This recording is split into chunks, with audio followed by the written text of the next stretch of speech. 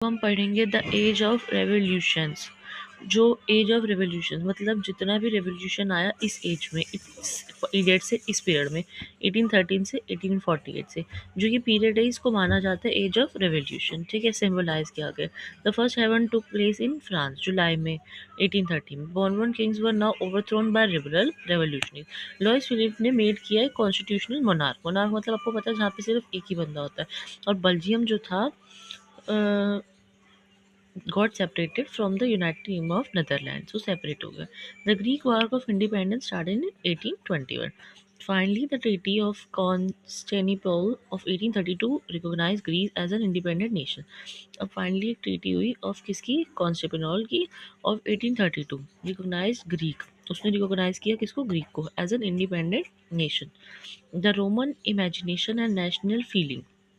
Culture played a vital role in, vital मतलब important role in creating, क्या create करना, idea of the nation through art and poetry.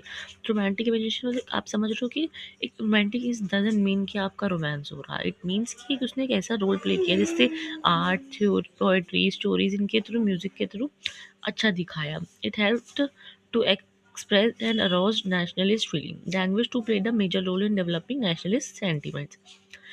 Hunger and hardship and popular revolt. The 1830s.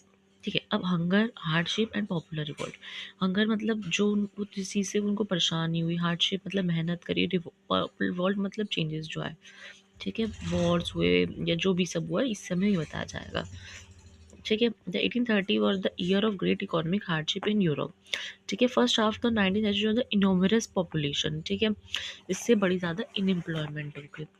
Population from rural areas migrated to cities. ठीक है, rural से migrate होकर cities में आ गए. Small producers of town जो थे उन्होंने फेस किया स्टिफ कॉम्पिटिशन. ठीक है, in those regions of Europe where the aristocracy still enjoyed power, peasants struggled under the burden of feudal dues. ठीक है, food shortages and wide spread unemployment brought the population of Paris out on road.